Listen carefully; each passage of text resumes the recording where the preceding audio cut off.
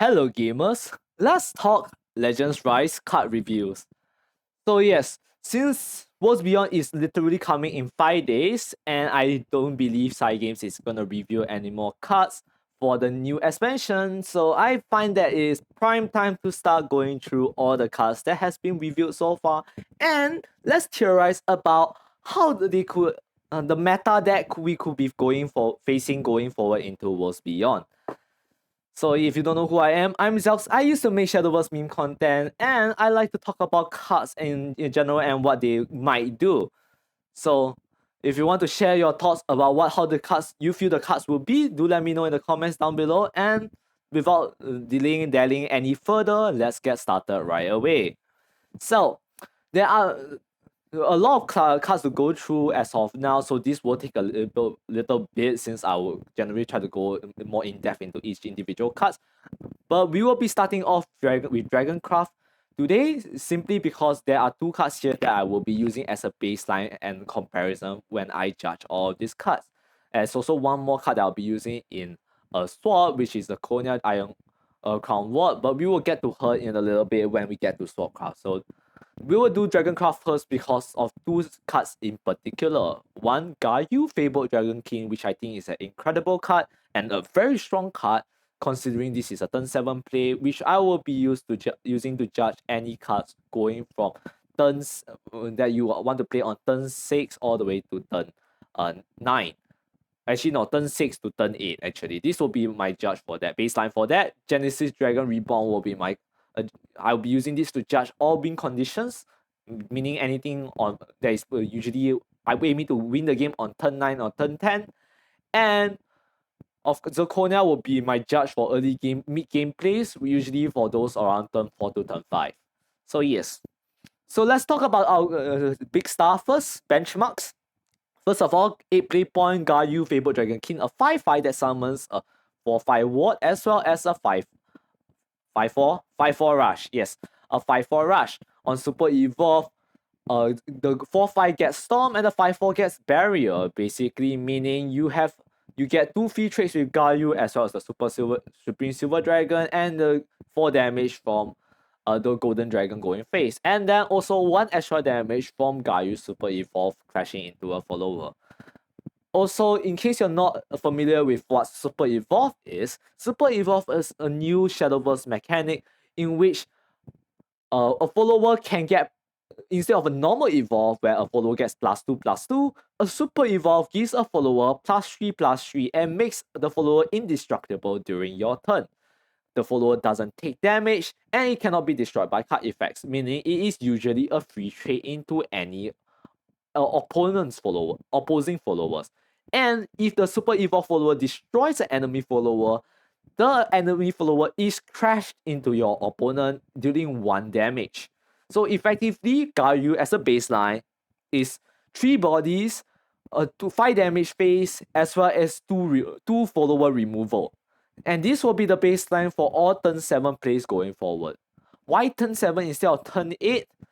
Because if this is Dragon has various form of ramp. There is Diofeng, which gives you 1 max play point on Evolve, and there's another card which is Dragon Sign, which isn't here.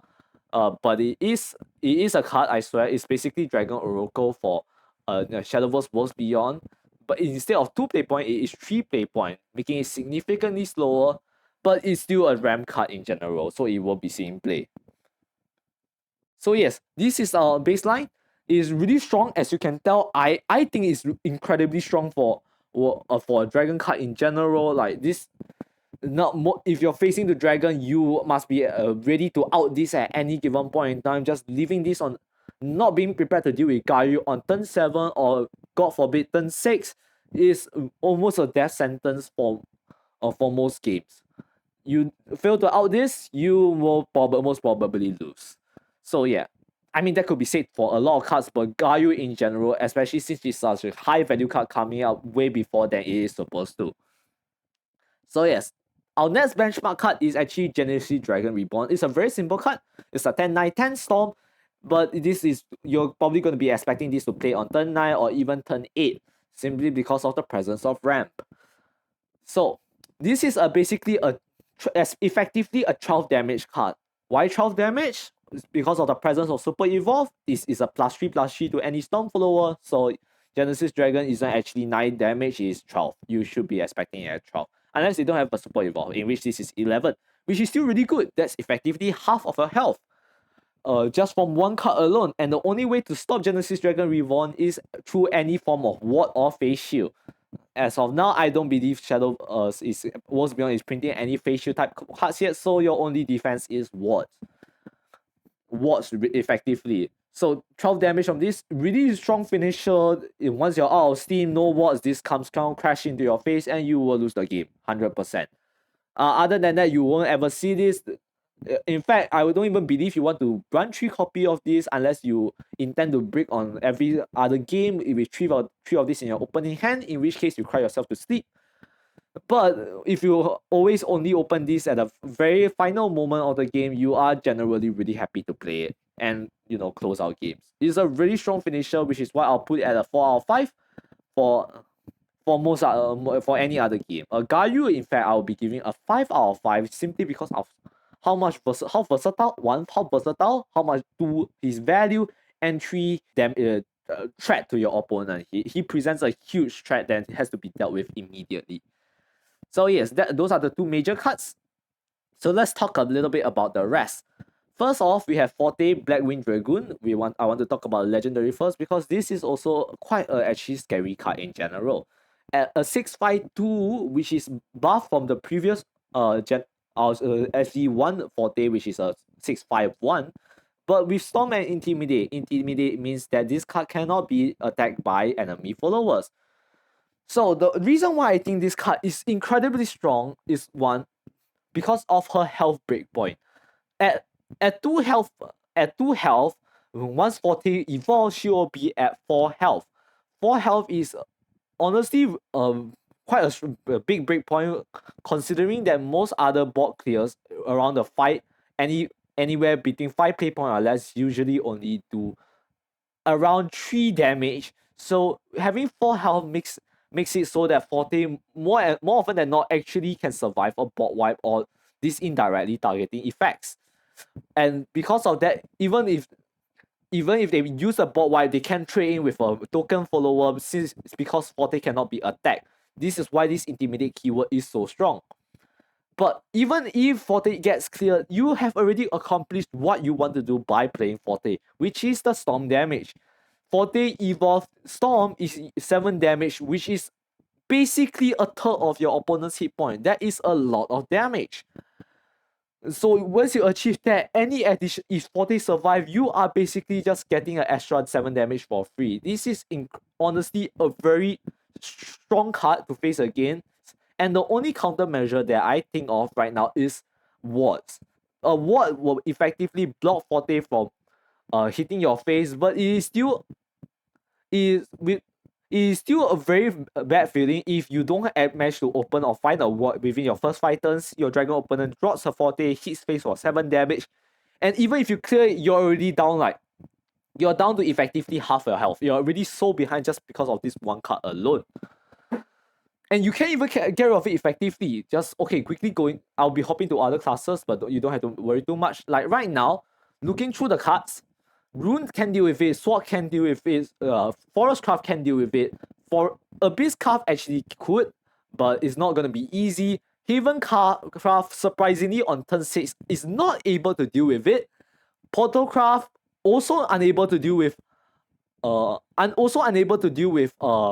Forte. I've even taken into consideration Doomrite Resurgent. And in neutral, there is actually one card that can actually deal with Forte, but if we will talk about why this isn't even that bad for Dragon in a little bit. But so yes, Forte, super strong card, really, really scary if you drop it on turn 6. If you drop it on turn 5, all the more worse. I honestly think Forte is gonna get nerfed back to 1 hit point. Simply because this is like way too much value for one card, especially with Storm keywords.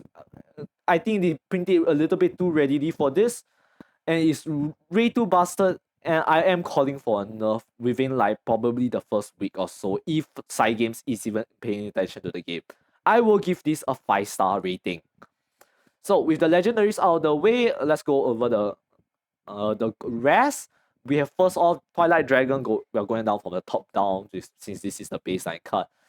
Twilight Dragon is a 999 that gives all enemy followers on the field -0, -9, effectively bypassing all forms of protection, including non-destructible,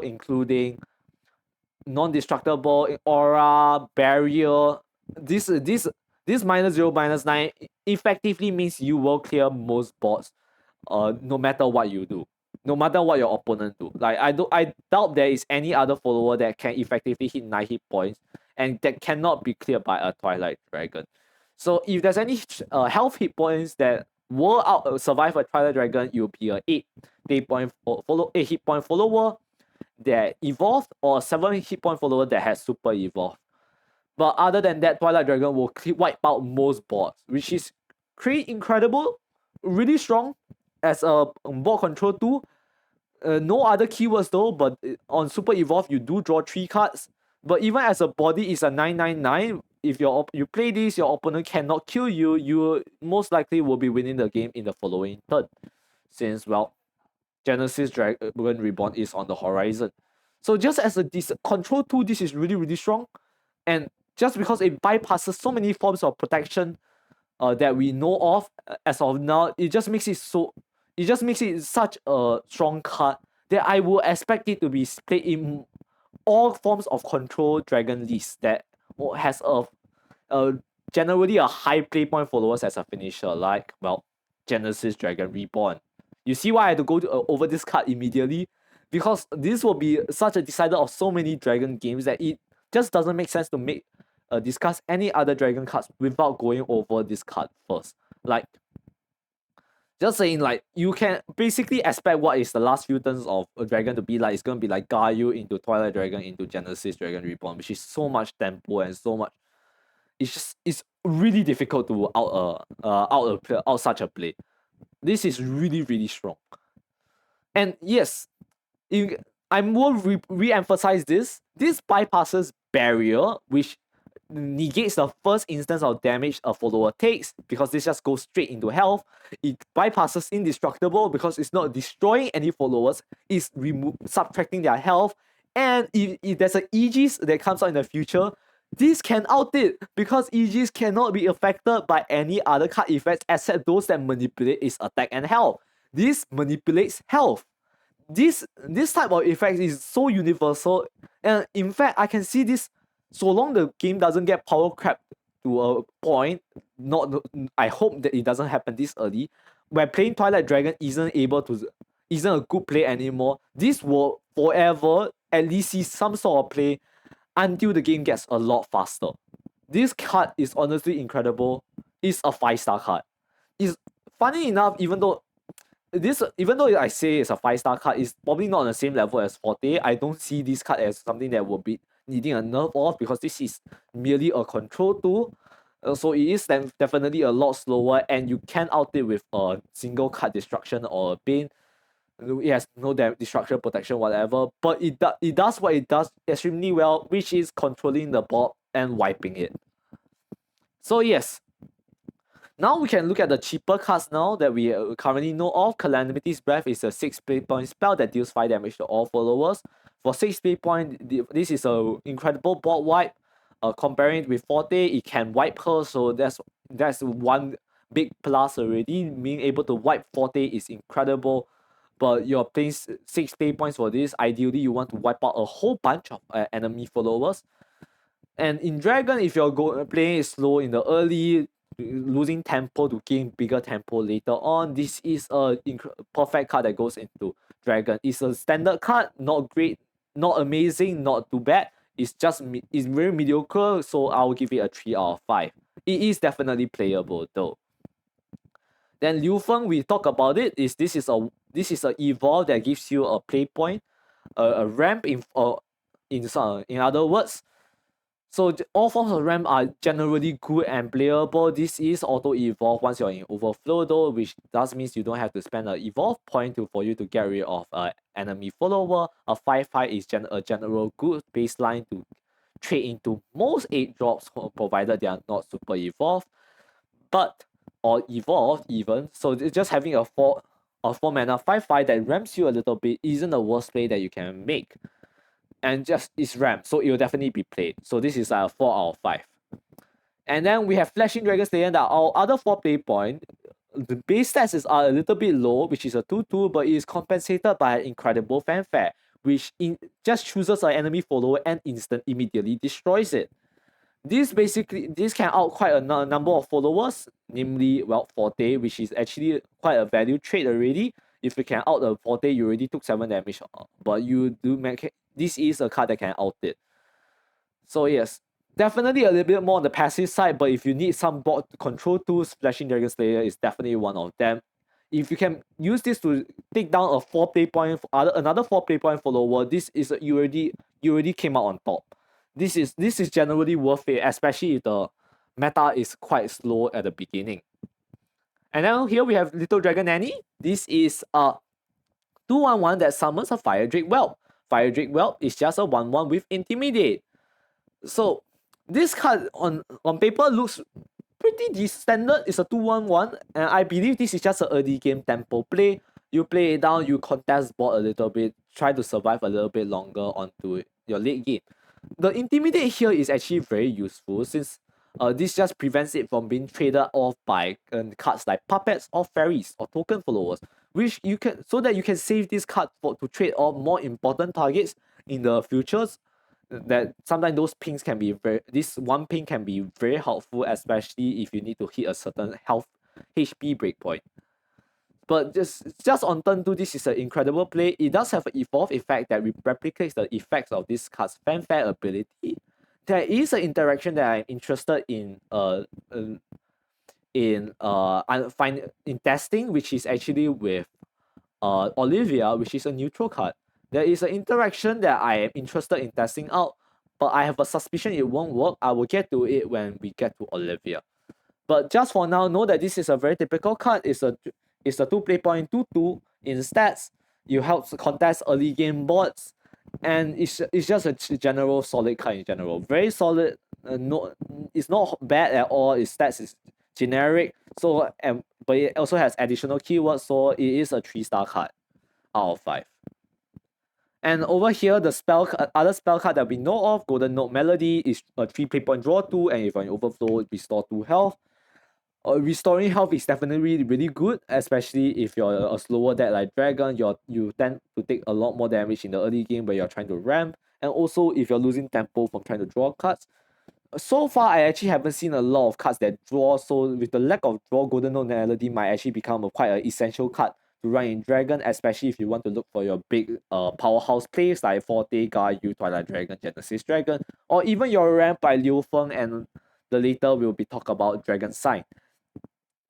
This is considering the lack of draw right now, there's really not much more to discuss about this card other than it gives you card advantage. It's a +1 in hand size.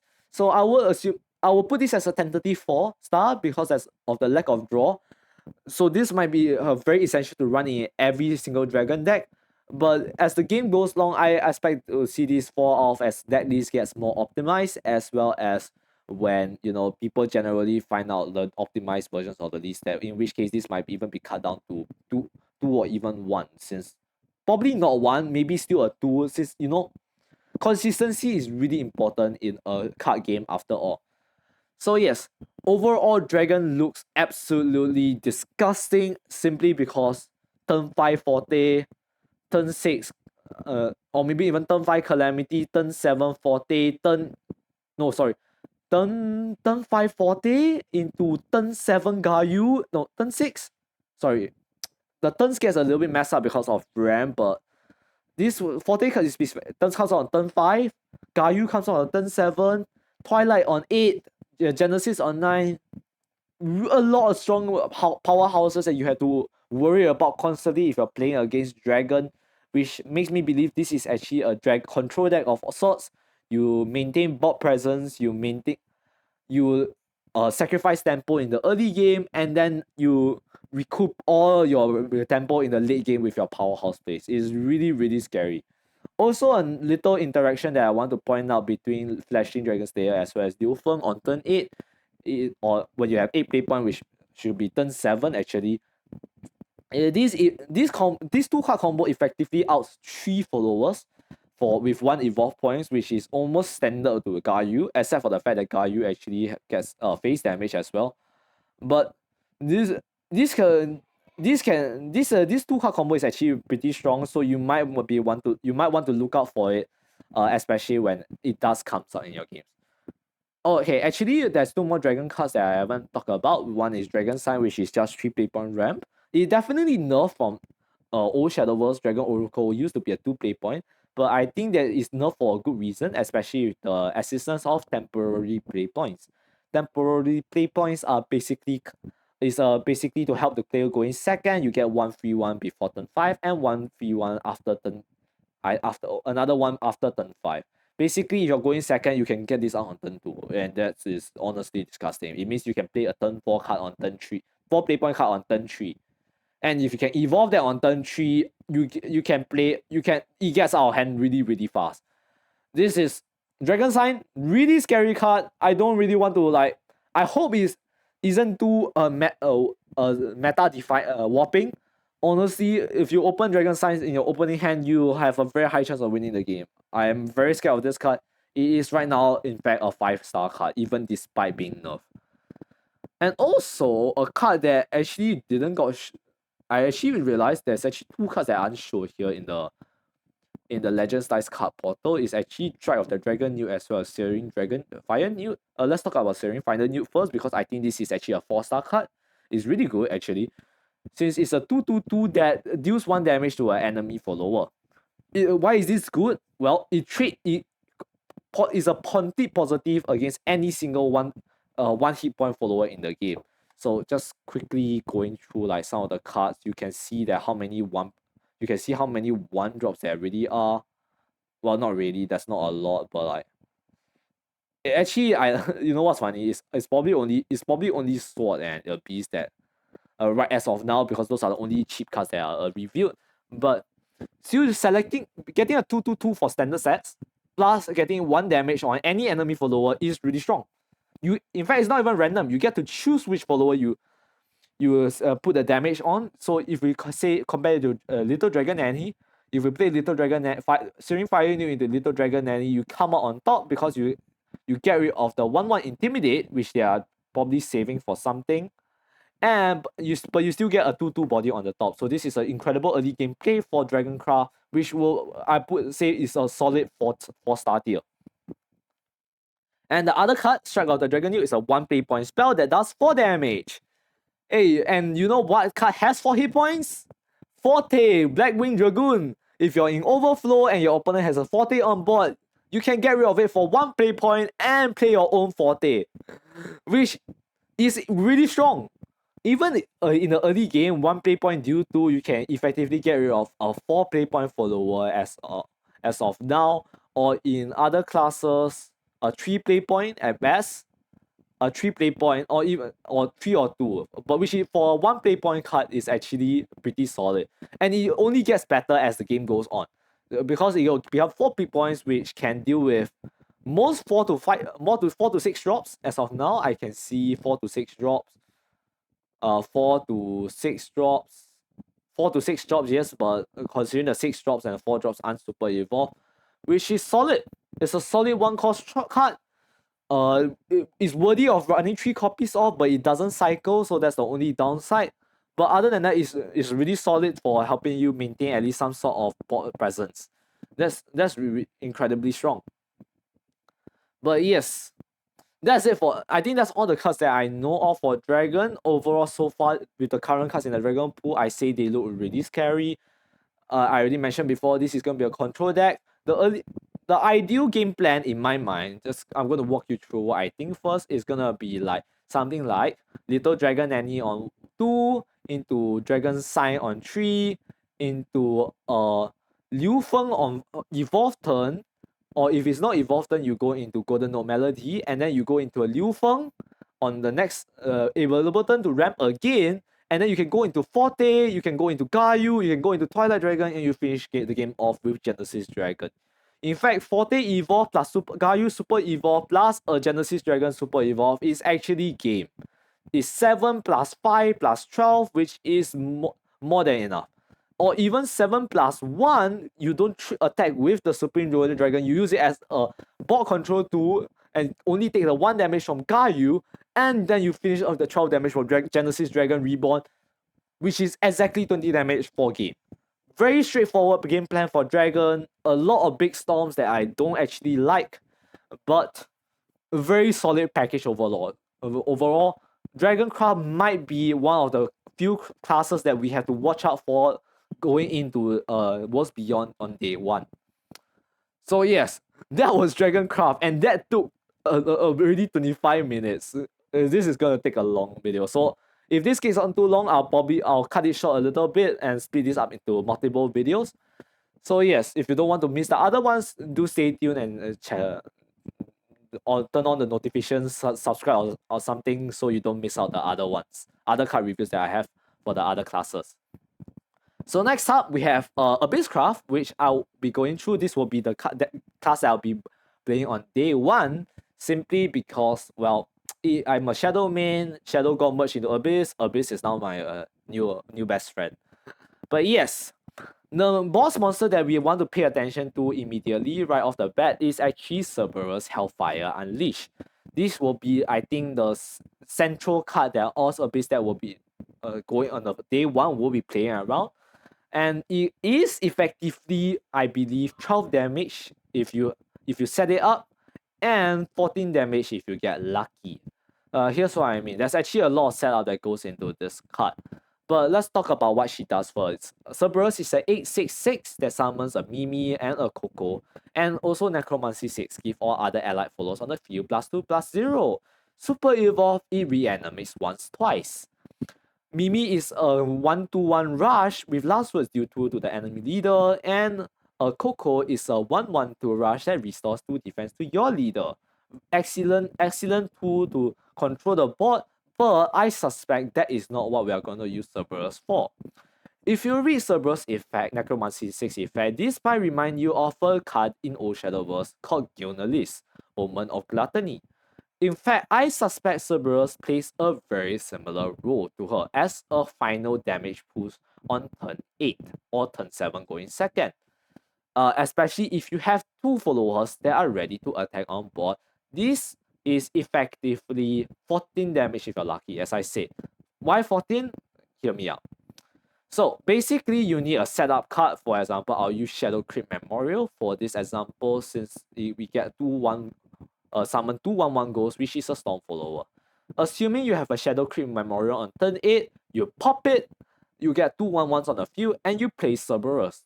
The 1/1 ghost becomes 3/1 ghosts, and you have a total of 6 damage from there. Cerberus will summon a Mimi as well as a Coco. They can trade into enemy followers, and your opponent, this is an additional 2 damage, putting us at a total of 8. Then Cerberus here will actually super evolve, reanimating 2 Cocos, which is an additional 4 damage, putting us at 12. And then with the Cerberus super evolve clash, you will actually do an additional 1 damage, putting us at 13. Why did I say it was 14? I think I calculated wrong. I think it was actually 11 to 13, because we are assuming you reanimate 2 Mimis instead of like 2 Cocos. Like, there's a chance for you to reanimate 2 Cocos and your damage is only like 9, which isn't horrible. There is a layer of RNG involved in this one, especially if you want to. But if you want to guarantee Mimi, you need to make sure you have more board slots, which isn't quite possible, especially if you want to take a full advantage of this +2/+0 +2/+0 buff. I suspect this is gonna be once you only ever want to play Cerberus if you are planning to win the game. If you're not planning to win the game, I feel like if you're not winning the game on that specific turn, I feel like Cerberus does a lot less. She can be used to trade into enemy followers, that's for sure. Like just her own without any other cards, standalone card, she is effectively 4+3+9 plus another assuming middle average rolls plus another 3, which is how much? 7, 10, 19 damage worth, split across 5 bodies with 4 damage, phase, and 4 heal. Which is okay, you know what? Not a horrible control tool, but I'm a little bit more focused on the Gilnelis, this Gilnelis type of effect, which is what I think will be most likely will be using Cerberus for, considering how the current deck cards makes me feel. I feel like Abyss is more of an aggressive type of class, and I will explain my suspicions later as we go through some of the cards. Of course, this is a turn 8 card. We'll be comparing with Gayu to see how good it is. Can this card clear or go around Gayu? The answer is actually yes. This card, in fact, clears Gayu very easily. So what do you mean? So just stand alone, no other cards. Cerberus can trade into Gayu himself, a 9/9 into a 9/9 instead into a 8/8 super evolved Gayu. That's perfectly fine. In fact, you even get 1 damage on above all of that. And then if you trade Mimi in, you do 4 damage to the ward follower. And then once you reanimate both of them, another 2 Mimis, your Mimi can trade in again. And then actually, let me think. Yes, your Mimi can trade into the golden dragon, and then if you have a Coco, right? If you have a Mimi and a Coco left, you can trade into the silver dragon, provided the barrier has already been used, which ideally they have already used it because they traded into one of your followers. So yes, this can completely wipe a Gayu off the board, which makes it at least at the worst still playable in Abyss as a control tool, but at best is a finisher. So which makes me think I think it's a very key card that most Abyss card followers playing this card must be looking for to play as soon as possible and save all silver evolve points for, which puts this at currently I think a 5-star card. Is it as versatile as Gayu? Surprisingly, I think so. It just comes out a little bit too slow compared to Gayu, but it's still a really solid card overall, especially since it comes out about approximately the same time. Approximately. So yeah, that is the keyword. And then looking at the other legendary card, Medusa Venom Fang Royalty is a 7/3/7 rush, can attack 3 times per turn. Follower strike, destroy the opposing card. When I first saw this card, I actually thought it is actually very decent. Like, it's a 7/3/7, destroy 3 followers, and it doesn't even take an evolve point. Note the follower strike actually happens before you hit the enemy or opposing follower, so Medusa doesn't actually take any damage at all, meaning she stays at a healthy 7 hit points, which is for a 7 play point card quite annoying to deal with, especially if you evolve or super evolve it to give additional stats. So to compare this against Gayu, can this out Gayu? Absolutely yes. Gayu has 3 bodies, Medusa can clear all 3. But Gayu can also out Medusa in 1 card. Gayu Super Evolve trade this in. So Gayu is definitely better than Medusa if you play Medusa before their Gayu, but if they play Gayu after your Medusa can actually clear the Gayu. Obviously, this is a catch-up card. It's more for a control style deck.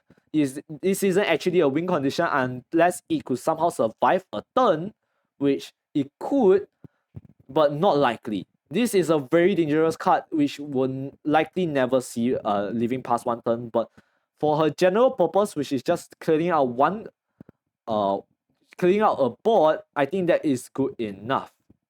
Good enough what she does. So I think she's a solid card in general. Not amazing, not the worst, unless the meta gets too fast. So I will give her a 3 out of 5. There is actually an interaction with a Super Evolve that I actually want to figure out. I don't exactly recall the exact mechanics, but theoretically, if that's how it works, I assume if you Super Evolve Medusa, turning her into a 6/10, she actually can Super Evolve Clash into 3 followers, which means potentially 3 damage to the opponent's face while leaving a 6/10 on the board. Not certain if the Super Clash effect is only a once per turn. I will have to look back at previous live streams to figure out the details. You'll probably see it based on the screen somewhere right about now. But overall, still not a bad card in general. And if you remember, we had Twilight Dragon. If we want to talk about Twilight Dragon really quick, it doesn't. If you evolve super evolve Medusa, Twilight Dragon actually cannot destroy Medusa, which means they will have to spend the evolve point to trade into Medusa. In which case, you will be actually pretty happy trading a super evolve. Actually, you won't be happy trading a super evolve for a normal evolve isn't worth it at all.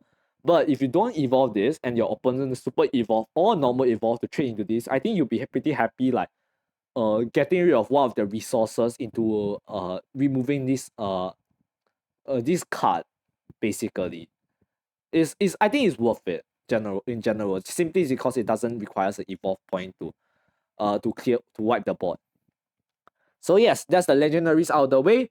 Now going on to our goals, we have Ceres Blue Rose Maiden, a 4/1/4 with Bane. And at the end of your turn, restore 2 defense to your leader. If this follower is super evolved, restore 4 instead and give this follower barrier. Very strong control too. Why did I say control? Well, first of all, is a 1/4 Bane. 4 hit point is generally very standard for a 4 drop. But the fact it has Bane means it can basically destroy any follower that trades into this, no matter how high their health pool is. They could be at 7, they could be at 8, 9, 10, they gets destroyed unless they have destruction protection.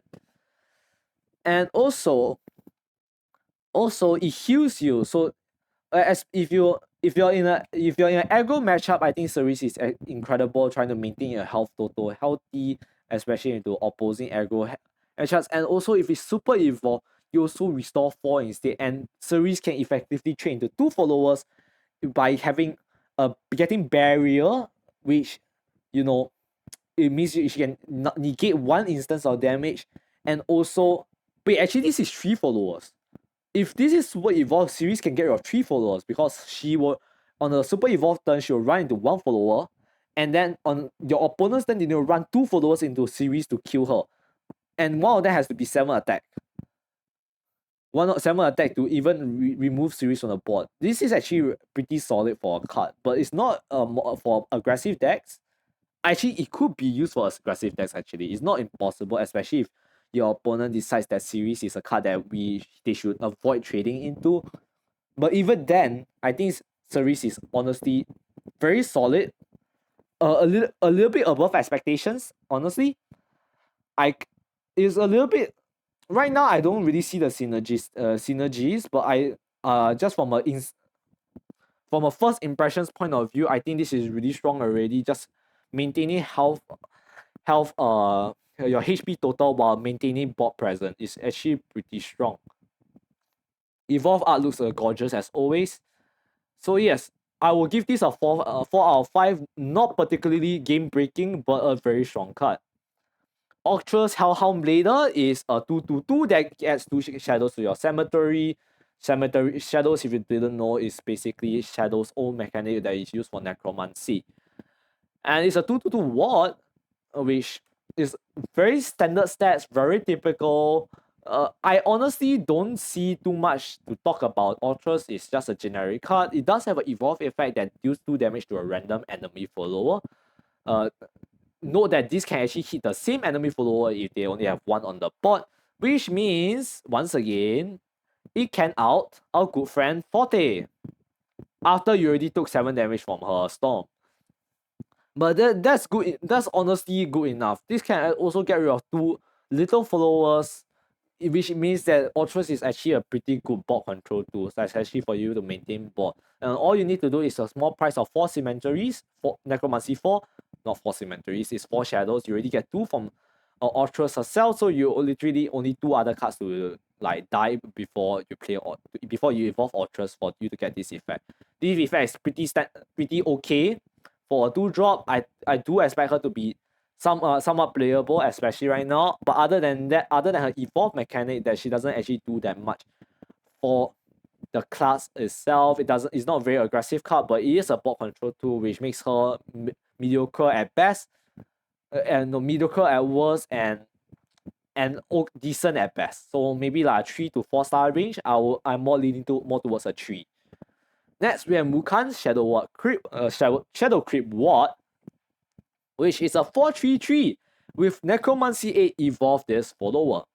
On evolve is a 3/3. Actually, no, it's not a 3/3. It's a 5/5 because is that standardized now? All evolve follower get +2/+2, super evolve gets +3/+3. So yes, Mukan gets like evolves himself automatically on Necromancy 8, and whenever an allied departed followers enters the field, it gains Bane. Whenever Mukan evolves, you summon a ghost. A ghost, I didn't touch upon it earlier, is a 1/1 storm that is a departed follower. When it leaves the field, it is banished, and it is banished itself at the end of turn. The most important keyword is that it has Storm, which means it can attack immediately.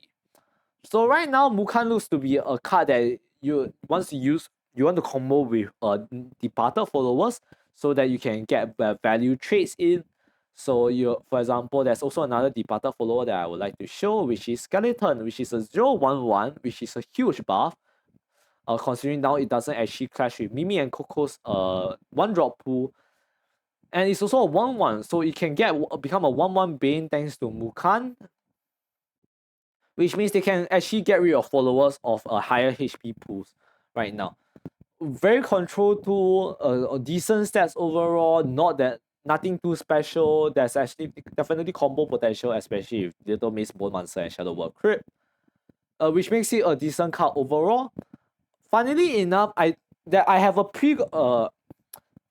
first impression of Abyss decks already, in which I feel like this is an aggro class. If it's an aggro class, I feel like you might never want to spend an evolve point on Mukan himself, but that might be a pre-notion that could very easily be like thrown out of the window, since looking at current Abyss craft is looking more and more to be like a control type of class. But I came into this expecting that this is actually an aggro class. I'll go over both types of game styles after I'm done with all the cards in the Abyss card section. So next, we are done with the rest. Actually, let me just check in the Abyss card section that I'm not missing anyone. Okay, actually, I don't think Devious Lesson Mummy is here, so I'll go over that once we get to the bronze section. Shadow Crypt Memorial, I talk about this card as a combo potential with Cerberus Hellhound Unleashed. Is a 3/3 that adds 3 play point that adds 2, and Engage, a new keyword, which means you can activate this on your turn. If you come from Hearthstone, think locations, except that you can use this on the turn you play.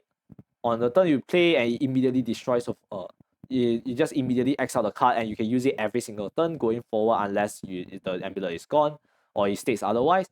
It destroys a Shadow Crypt Memorial for 2 copies of ghosts. This is a 3 play point 3 shadows that summons 2 ghosts. You can use those ghosts alongside Mukan to remove 2 followers, or you can use it alongside Cerberus to push 6 damage face. Pretty generic card in general.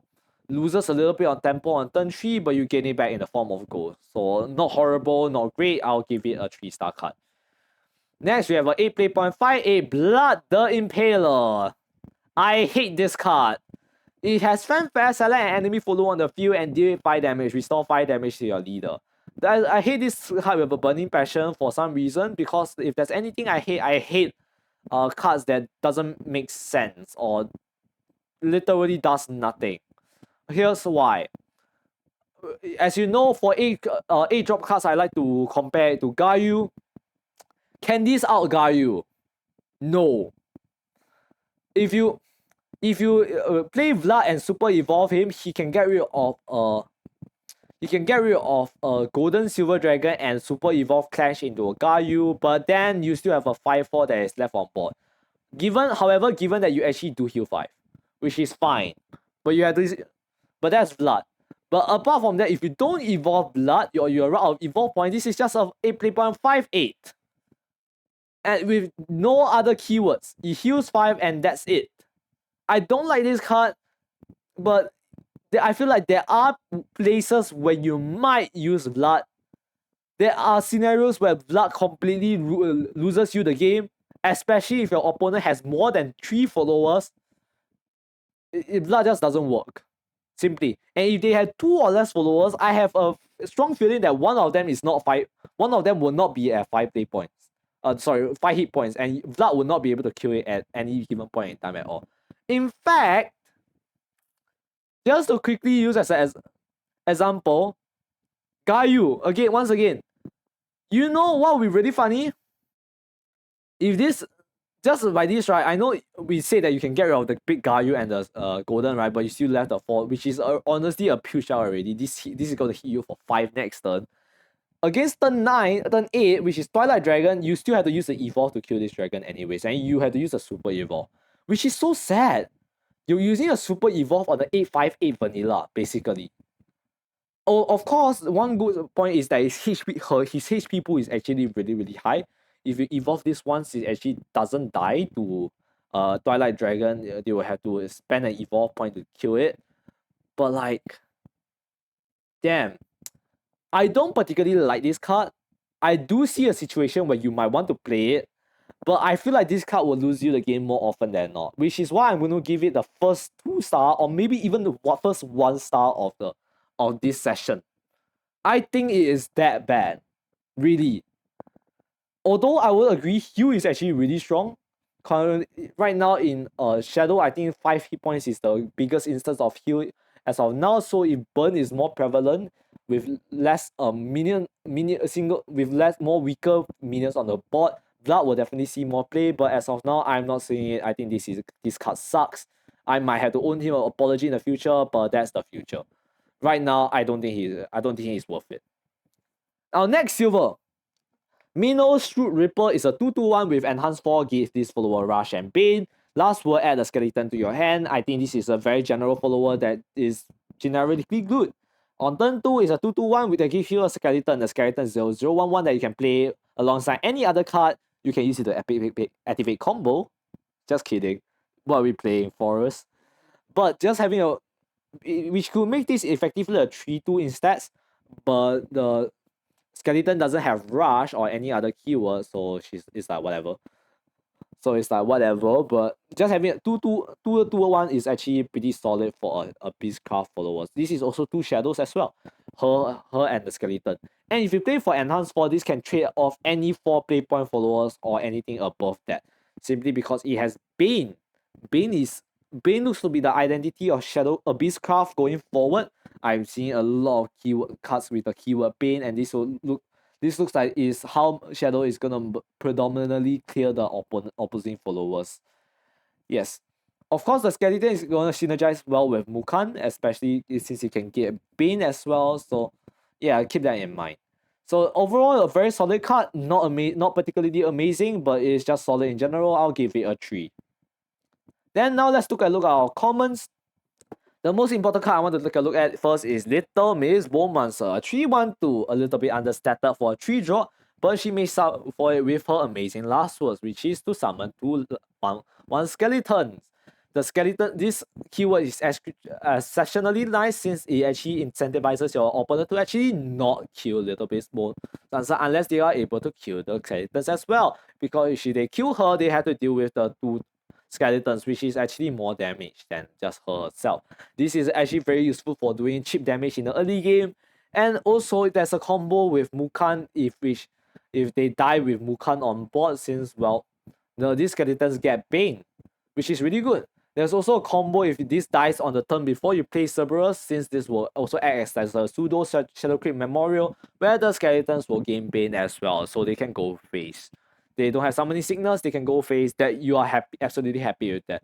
Very solid card, a little bit understated for its cost, which is perfectly fine considering the last words. So I am perfectly fine as it is. It's solid, it's decent. There's synergies, I'll give it a 4 in the current context. Next up, Rebirth Death Slash. Very simple card, so I'll go through it very fast. It's a 1 play point spell that selects an ally and enemy follower on the field and destroy them. There's actually a synergy here with Super Evolve followers, funnily enough, because Super Evolve followers cannot be destroyed by effects the turn you play them.